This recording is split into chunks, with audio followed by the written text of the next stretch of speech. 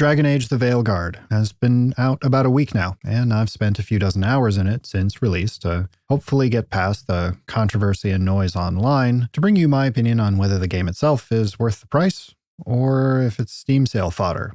As someone who enjoyed the previous entries in the series, I was really excited for a release, while at the same time trying to manage my own expectations, given the struggles facing the game and its development.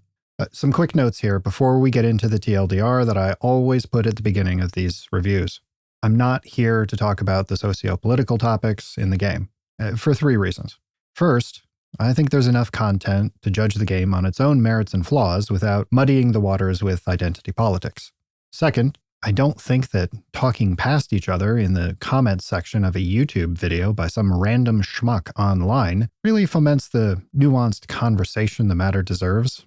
And third, profiting off of rage bait while actively harming the collective intellectual honesty levels and mean critical thinking aptitude isn't what I'm about. So, if that's what you came for, just go ahead and tap the X. You won't find it here. All the footage in the background is from the first 10-ish hours of the game, because people who spoil games without warning are weird and lame. So, all that sorted, here's the TLDR, or as close to a TLDR as I could make. Dragon Age: The Veilguard is a superfluously articled, competent if unremarkable diet version of an ARPG that's unfortunately hamstrung by corporate grifting and development hell, set some time after the events of Dragon Age Inquisition. There's grips of looting shinies in the core gameplay loop, although this often leaves you feeling more like a magpie or sanitation worker collecting vendor trash. There are unique ideas behind the gear system and upgrades, though the previous live service model intended for the game shines through particularly prominently here. Character progression and build crafting can feel impactful and meaningful after about 20 hours. Combat itself is snappy, functional, and flashy overall, but often feels shallow and repetitive if you see beyond the particle effects. Exploration and world building is a mixed bag. Everything is cool and new and shiny in the beginning with some interesting ideas, and eventually starts to feel kind of samey just with a different skin. The art style is polarizing, and a pretty marked departure from previous titles, but does present a clear sense of art direction, which I can respect, while at the same time also critiquing clumsy character animations and dialogue. World building is fine from a distance, but falls flat on closer inspection. With location-based NPC interactions more accurately characterized as, "I'll be in your presence while you monologue," instead of an actual conversation with those NPCs. The combined writing and voice acting contribute to an overall feeling of detachment from characters and the world as a whole, and echoes that talking past each other thing I just mentioned, but to a lesser extent. The place Veilguard knocks it out of the park, honestly, is performance. I was able to keep 144 Hz at 1440 near constantly with everything maxed out and motion blur off because everyone hates motion blur.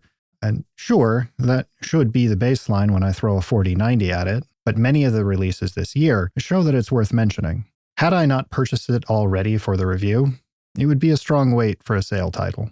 There's some solid fun and a comparably good hour of entertainment to money ratio that you can have if you can look past the flaws. But there's also ample opportunity to bounce off the game. And that would sting a lot less if you paid $20 for it instead of $60. So there's your TLDR. If that's all you wanted, thanks for watching. Be epic before you go, though, and hit like, so the algorithm will do algorithm things and point more people to content that actually brings the pertinent information up front without wasting your time so even more ads can be elbowed in. If you do want a more detailed take on the facets of the game, stick around. As for the core gameplay loop and baseline mechanics in Veilguard, it's serviceable and inspired in some places, but ultimately lukewarm. There's a heavy focus on looting, with plenty of interactables scattered around, but most of these items often feel inconsequential. You'll find yourself picking up minor bits like 7 gold from a random coin purse, which is hardly exciting, and mix this in with the need to collect and purchase mementos from vendors about the world so you can level up your workshop to upgrade your gear, and it contributes to a system that really just begins to feel like a chore. At times, it almost felt like I was being trained to notice the shinies instead of getting immersed in the world and appreciating all the effort that went into creating the environments. Combat, as I said earlier, is snappy and functional. And while the primer and detonator mechanics aren't new, they're implemented well here. Every class has a melee and range option, which is a nice touch for basic quality of life. Now, I love a good parry mechanic, which this game brings, but I'm not sure how to feel about just how strong it is in this game, since successful parries trigger an area of effect stagger all around you. So if you're even half decent at parrying, you can breeze through most encounters and really punch above your weight. My main complaint with the combat is really a lack of visual and auditory feedback on taking damage. Oftentimes I'd be mid-fight and just completely miss that I'd been hit until I glanced down at my health bar, and that feels weird for an action-oriented game. Character progression for each of the 9 specialties comes with a talent constellation that brings more depth than Diablo 4, but less than other titles in the space. The opportunity for meaningful build crafting and power fantasy is here, but that demands that you wait for quite some time as you move along the playthrough.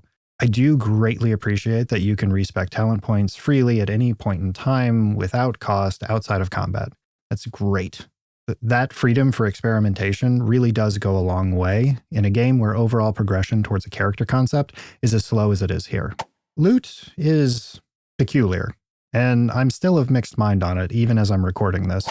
There's parallel paths of progression here, with item strength upgrades based on workshop upgrade level, as well as automatically upgrading rarity when you find duplicates of an item, which unlocks additional traits on said item. Higher rarity and unique loot contributes well to build crafting eventually. People with difficulty delaying gratification will likely hate this, since early on I realized that picking up loot is often that seems like it'll be useful once I find or purchase 2 more of that same thing. Yay, later upgrades. I do appreciate the different take on loot systems versus many in this space, and I imagine, as you can tell, I'm still not sure whether I really like it or really hate it. The game also suffers from an overly handholdy introduction, taking about 3.5 hours to slowly drip feed each system, if you're the type to even remotely approach completionism. It's frustratingly slow, and I really just wanted to get to the actual game on multiple points throughout that 3.5 hour process. Further, Veilguard commits what I think is the cardinal sin of difficulty sliders, and yes, I'm also coming at the more recent Jedi games about this. Changing defensive timing, in this case your dodge and parry and whatnot, based on the selected difficulty.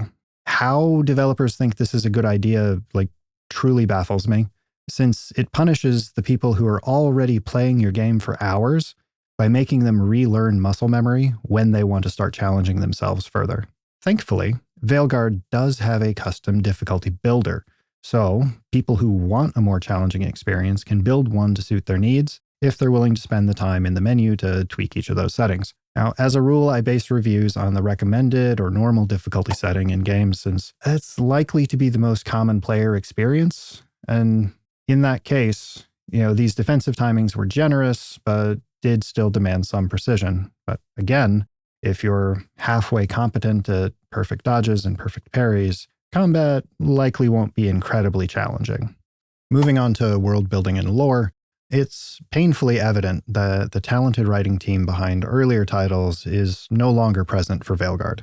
And it feels like the current team was set up with nearly impossible expectations. I can only imagine being stuck between a truly rabid fan base and corporate profit seeking. It contributed greatly to a no-win scenario here.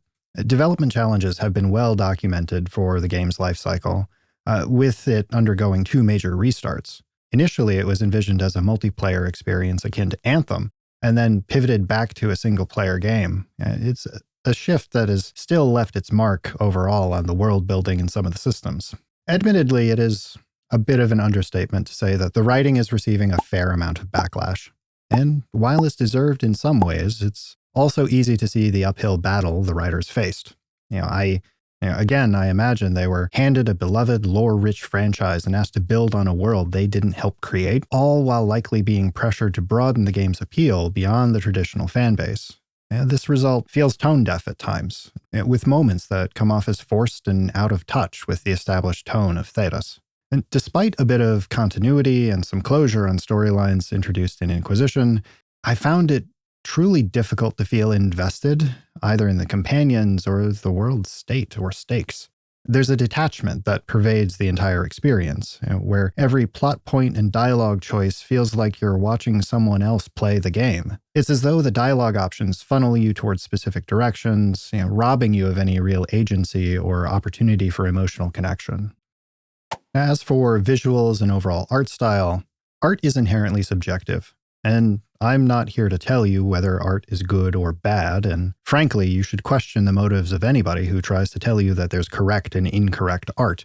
Veilguard makes a bold choice here by leaning into a more vibrant, stylized look.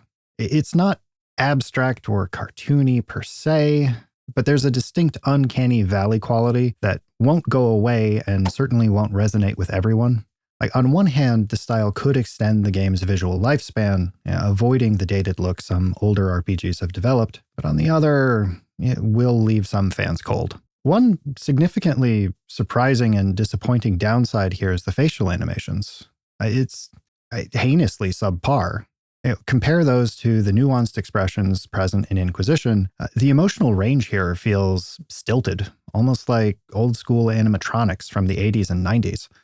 With more stylized art direction, there could have been room to push expressions and body language further, but instead it falls flat, which is especially disappointing for a game releasing in 2024 when Inquisition did it better in 2014. It's a reminder that expressive animation can really make or break immersion, and here it sadly detracts from the experience. Fortunately, in terms of performance and technical aspects, Veilguard is a resounding success. Playing on PC with a high-end setup, I had no issues maintaining a consistent 144 FPS at 1440 with max settings, minus motion blur. While there's the occasional half-second stutter here or there during loading of specific assets or transitions, it's barely noticeable. So, 9 out of 10, no notes. Really is refreshing to see a AAA title that's actually well optimized, especially in a year where there's so many releases that have struggled in this area. From a technical standpoint, Veilguard delivers impressively, though unfortunately this might be the only aspect of the game where it truly excels.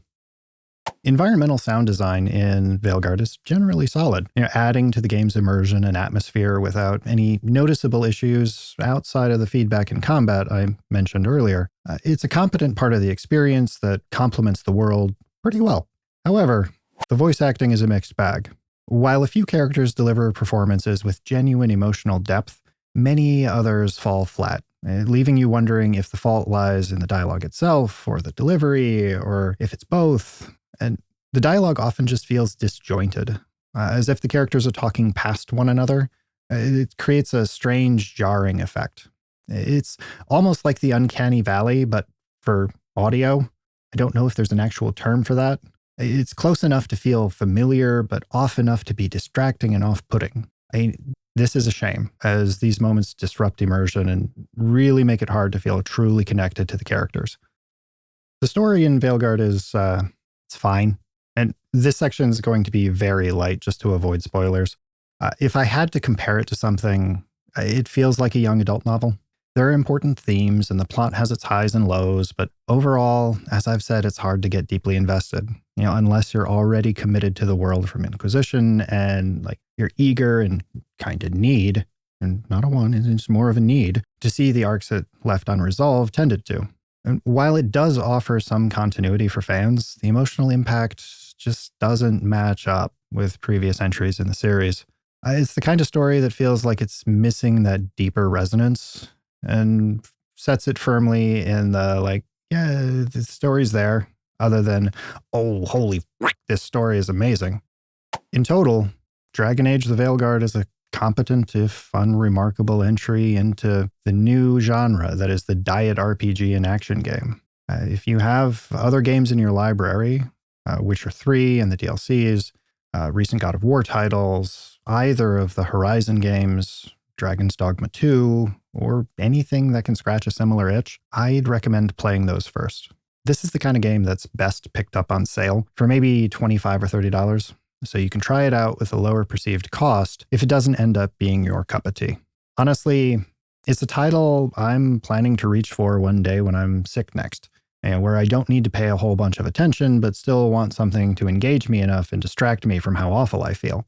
Overall, the Veilguard may offer a bit of continuity and closure for Inquisition fans that are willing to look past the game's faults, but for anyone else, it's a wait and see at best. So that's my take, but I want to hear from y'all. What are your thoughts on the game? Do you agree or disagree with the points I've made about the game systems? Did I miss something entirely obvious and make my life harder in the playthrough? Drop a comment.